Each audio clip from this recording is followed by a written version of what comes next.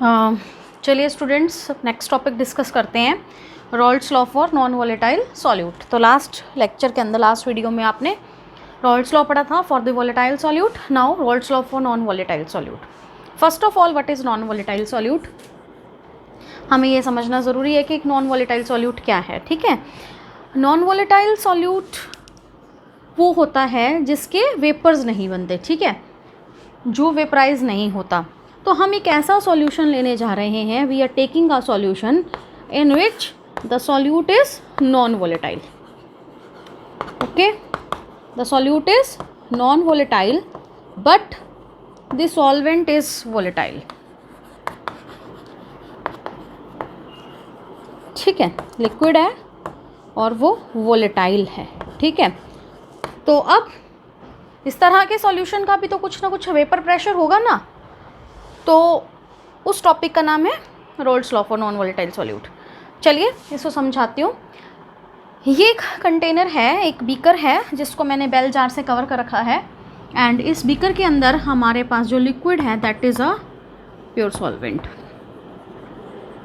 ठीक है, let us suppose कि ये बीकर ए बीकर है, इसके अंदर हमारे पास प्योर सॉल्वेंट है, कुछ भी सॉल्यूट मिक्स्ड नहीं है। ठीक, और सपोज करें कि इनिशियली ये लेयर थी, यहाँ पर सॉल्वेंट मॉलिक्यूल्स प्रेजेंट थे। तो क्योंकि ये जो सॉल्वेंट है ये वोलेटाइल नेचर का है, तो क्या होगा, कुछ देर बाद इसके वेपर्स बनेंगे। ये इसके वेपर्स हैं। तो जब इसके वेपर्स बनेंगे तो इसका लेवल, जो हमारा सॉल्वेंट था उसका लेवल थोड़ा सा नीचे हो जाएगा। तो अब हमारी जो लेयर रह गई, जो सरफेस रह गया, मतलब हमारे सॉल्वेंट का, वो क्या रह गया, ये रह गया, ये दिख रहा आपको। ठीक है, ये ड्रॉ किया हुआ। और दूसरी तरफ हमने क्या लिया, हमने ये एक सॉल्यूशन लिया है। ठीक है, इसको हमने बीकर में लिया, इसको हम बी नाम दे देते हैं। इसके अंदर क्या है, this solution is made up of two components. इसके में दो कंपोनेंट्स हैं, एक है सॉल्यूट जो कि हमारा नॉन वोलेटाइल है, और दूसरा कंपोनेंट है हमारा सॉल्वेंट जो कि हमारा वोलेटाइल है। ठीक है, तो इसके अंदर भी क्या होगा, ये इनिशियल लेयर थी।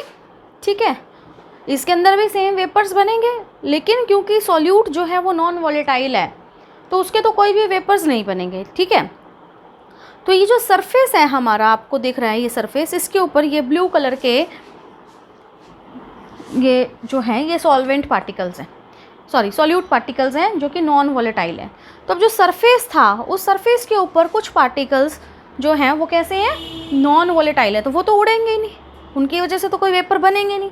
तो वेपर किसकी वजह से होंगे, सिर्फ और सिर्फ जो हमारा वोलेटाइल सॉल्वेंट है इसकी वजह से होंगे। तो इस बीकर में जो वेपर प्रेशर होगा वो इसके कंपैरिजन में क्या होगा, कम होगा। दोनों के अंदर जो सॉल्वेंट ले रहे हैं वो हम सेम ले रहे हैं, ये बात आपने ध्यान रखनी है। इसमें सिर्फ प्योर सॉल्वेंट है और इसके अंदर हमारे पास हमने सॉल्यूट मिक्स कर दिया। तो सरफेस पे आपको पता है evaporation is a surface phenomena, surface से होता है। तो सरफेस पे कुछ मॉलिक्यूल्स किसके होंगे, सॉल्यूट के होंगे, जिसकी वजह से सॉल्वेंट पार्टिकल्स को कम जगह मिलेगी, सरफेस एरिया कम होगा, तो क्या चीज़ कम हो जाएगी, वेपर प्रेशर भी कम होगा। ठीक है, तो पहली बात आपको समझने की जो ज़रूरत है वो ये है कि जब हम वेपर प्रेशर की बात करते हैं, किन सॉल्यूशंस की, उन सॉल्यूशंस की जिसमें सॉल्यूट हमारा नॉन वोलेटाइल है, तो उन सॉल्यूशंस का वेपर प्रेशर कम होता है as compare to the pure solvent. ठीक है, तो चलिए अब हम देखते हैं कितना कम होगा, क्या होगा। अब हम सॉल्यूशन बी की ही बात करेंगे। ठीक है, प्योर सॉल्वेंट की तो हम यहाँ पे डिस्कशन ही नहीं कर रहे। तो हमारा जो ये सॉल्यूशन बी सॉल्यूशन है, इसके अंदर जो वेपर प्रेशर होगा ऑफ प्योर सॉल्वेंट, ठीक है, वो किसके बराबर होगा, vapour pressure of the pure solvent किसके बराबर होगा, जो हमने रॉल्ड्स लॉ में पीछे पढ़ा है, दैट इज इक्वल टू, इसमें दो कंपोनेंट्स हैं ना, सॉल्यूट और सॉल्वेंट। तो सबसे पहले हम सॉल्वेंट की वेपर प्रेशर की बात कर रहे हैं, तो किसी कंपोनेंट का वेपर प्रेशर किसके बराबर होता है, पहले रॉल्ड्स लॉ में बताया हुआ है, उसके मोल फ्रैक्शन के, ऐसे लिख लेते हैं हम, मोल fraction of pure solvent, sorry mole fraction of the solvent. यहाँ पर 1 मिनट और, vapour pressure of the pure solvent नहीं, हम ये vapour pressure of the solvent in the solution की बात कर रहे हैं। यहाँ इसको ठीक कर लेना, ठीक है। वो किसके बराबर हो जाएगा, mole fraction of the solvent multiplied by में vapour pressure of solvent in the pure state, ठीक है। अब सॉल्यूशन के दूसरे कंपोनेंट की बात करते हैं। सॉल्यूशन का दूसरा कंपोनेंट कौन सा है, सॉल्यूट। तो vapour pressure of the solute किसके बराबर होगा, vapour pressure of solute in solution किसके बराबर होगा, ये क्या इसका कोई वेपर प्रेशर होगा, बताइए, नहीं ना। क्यों, क्योंकि ये जो सॉल्यूट है, ये सॉल्यूट कैसा है, नॉन वॉलेटाइल है। जब ये सॉल्यूट नॉन वॉलेटाइल है, यानी कि इसके वेपर्स ही नहीं बन सकते, तो इसकी वजह से तो कोई वेपर प्रेशर होगा ही नहीं, ठीक है। तो फिर अगर हम total pressure of the solution की बात करेंगे, तो total pressure of the solution, solution का जो प्रेशर है वो किसकी वजह से होगा, सिर्फ और सिर्फ वॉलेटाइल सॉल्वेंट की वजह से होगा। सॉल्यूट क्योंकि नॉन वॉलेटाइल है, तो इसका कोई भी वेपर प्रेशर नहीं होगा। तो हम क्या लिख सकते हैं, total pressure of the solution is equal to the vapour pressure of the solvent in the solution is equal to vapour pressure of the solvent in the solution, ठीक है। भाई जो सॉल्वेंट का प्रेशर है वही प्रेशर हमारा किसका होगा, सॉल्यूशन का टोटल प्रेशर होगा। अब सॉल्वेंट का जो वेपर प्रेशर है वो किसके बराबर है, mole fraction of the solvent multiplied bye vapour pressure of the solvent in the pure state, ठीक। तो चलिए टोटल प्रेशर को मान लीजिए हम किससे लिखते हैं, PS से लिखते हैं, ठीक है। तो PS यानी कि pressure of the solution that is equal to what, mole fraction of the solvent. हम सॉल्वेंट को यहाँ पर 1 नंबर दे देते हैं, ठीक है, और 2 नंबर दे देते हैं हम यहाँ पर जो हमारा सॉल्यूट है उसको, ठीक है।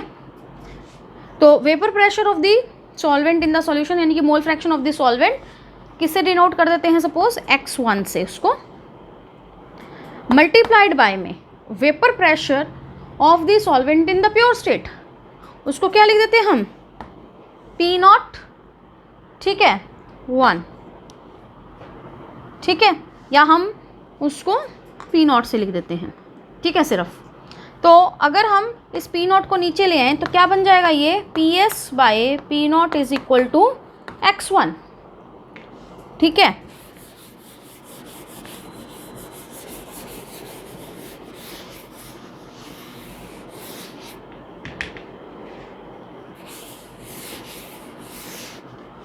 तो PS by P0 is equal to x1, ठीक है। x1 क्या है, मोल फ्रैक्शन है, और मोल फ्रैक्शन x1 किसके इक्वल होता है, that is equal to N1 upon N1 plus N2, ठीक है। ये हमने पहले पढ़ा हुआ है। Mole fraction of the component 1 is equal to number of moles of the component 1 by total number of moles. There are 2 components, ठीक है, तो N1 प्लस N2 हो जाएगा। तो x1 की लेटर्स वैल्यू पुट करते हैं, ठीक है। x1 की जगह हम क्या लिख सकते हैं, N1 upon N1 plus N2, ठीक है। अगर हम दोनों साइड में से 1 को माइनस करें, ठीक है, 1 में से दोनों साइड्स को माइनस करें तो देखिए यहाँ पे क्या आ जाएगा, 1 माइनस, ठीक है। इसको सॉल्व करते हैं,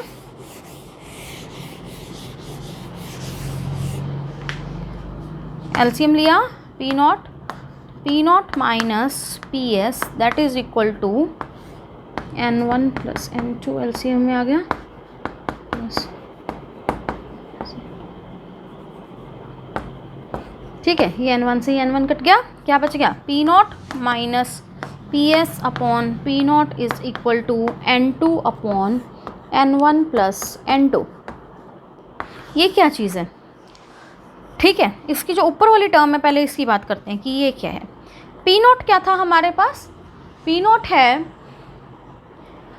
प्योर स्टेट के अंदर जो सॉल्वेंट है उसका वेपर प्रेशर, ठीक है।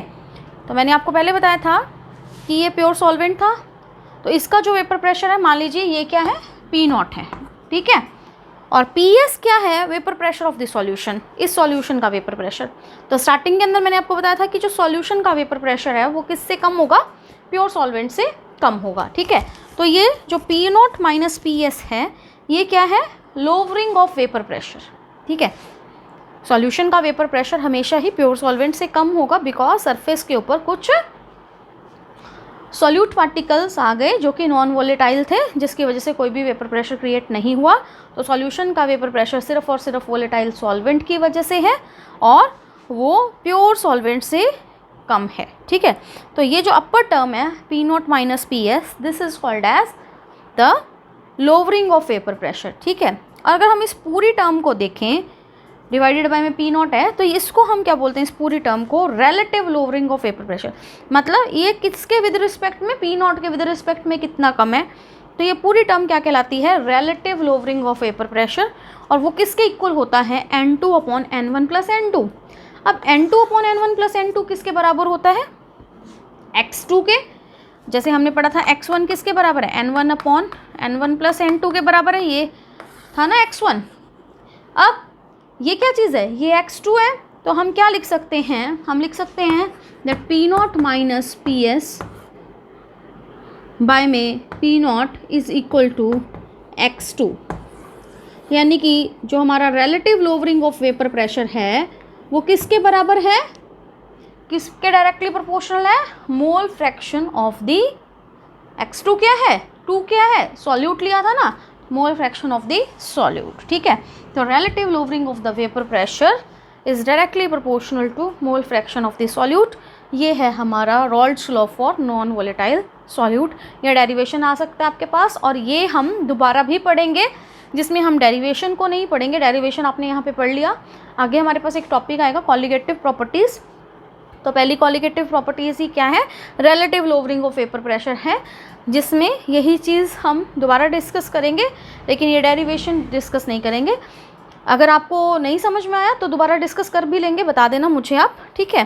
तो ये है relative lowering of vapour pressure, ठीक है। तो क्लियर हो गया होगा आपको relative lowering of vapour pressure या Raoult's law for non volatile solute, ठीक है। अब हम बात करते हैं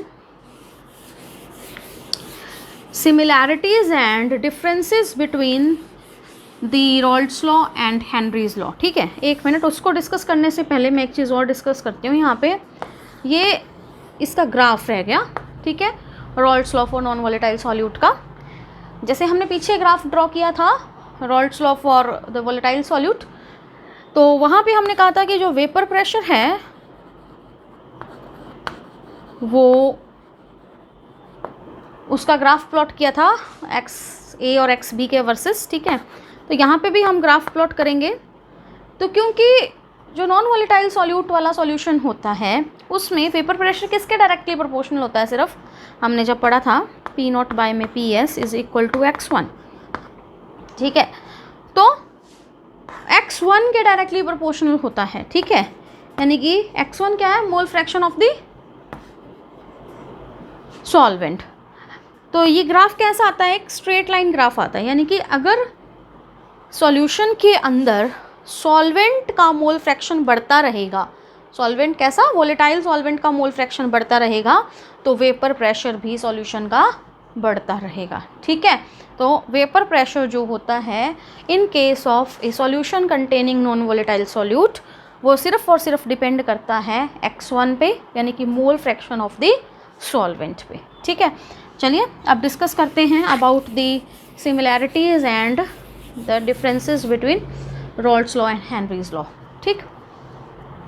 Raoult's law, general Raoult's law की बात कर रहे हैं जो हमने पहले पढ़ा है, जिसके अंदर हमने क्या बात किया था कि मान लीजिए एक कंपोनेंट है पी ए कंपोनेंट, उसका जो हमने प्रेशर एक्सर्ट किया था वो पढ़ा था किसके बराबर था, एक्स से इंटू पी नॉट ए। ठीक है, ये कहाँ से आया था, ये आया था रॉल्ड्स लॉ से। ठीक है, और हेनरीज लॉ भी अगर आपको याद आ रहा हो तो हेनरीज लॉ के अंदर क्या था, that P A is equal to, वहाँ पर हमारे पास एक्स से तो था ही लेकिन वहाँ पे के एच था, हेनरीज कांस्टेंट। ये है फ्रॉम हेनरीज लॉ, ये है फ्रॉम रॉल्ड्स लॉ, ये है फ्रॉम हेनरीज लॉ। ठीक है, तो दोनों डेरिवेशंस आपके सामने हैं, आप देख सकते हैं कि रॉल्ड्स लॉ और Henry's law they are similar, because दोनों के दोनों किसके क्या बात कर रहे हैं कि जो पार्शियल प्रेशर है किसी भी कंपोनेंट का वो किस बात पे डिपेंड करता है, उसके मोल फ्रैक्शन पे डिपेंड करता है। रॉल्ड्स लॉ भी ये बात कह रहा है और हेनरीज लॉ भी यही बात कह रहा है। दोनों के अंदर ये एक सिमिलैरिटी है और दोनों में डिफरेंस क्या है, रॉल्ड्स लॉ में जो पार्शियल प्रेशर है वो उसके मोल फ्रैक्शन मल्टीप्लाइड में vapour pressure of that solvent in the pure state की बात कर, that component in the pure state की बात करता है, और यहाँ पर हमारे पास ये जो मोल फ्रैक्शन है दैट इज़ मल्टीप्लाइड बाय के एच। ठीक है, तो रॉल्ड्स लॉ और हेनरीज लॉ के अंदर ये हमारे पास एक सिमिलैरिटी है और एक डिफरेंस है। तो यहाँ पर हमारा ये टॉपिक जो है Raoult's law for non volatile solute complete हो गया, हमारा पूरा रॉल्ड्स लॉ कंप्लीट हो गया। रॉल्ड्स लॉ में दो पार्ट्स थे, एक रॉल्ड्स लॉ फॉर वॉलेटाइल सॉल्यूशन जिसके अंदर दोनों कंपोनेंट वॉलेटाइल थे, लिक्विड थे, और दूसरा हमने ये पढ़ा आज। अब हम आगे वाले वीडियो के अंदर नेक्स्ट लेक्चर में हम डिस्कस करेंगे इसके न्यूमेरिकल्स के बारे में। ठीक है, यहाँ तक आपको इस चैप्टर में कोई भी प्रॉब्लम है तो वो आप मुझसे पूछ सकते हैं। Thank you and have a nice day.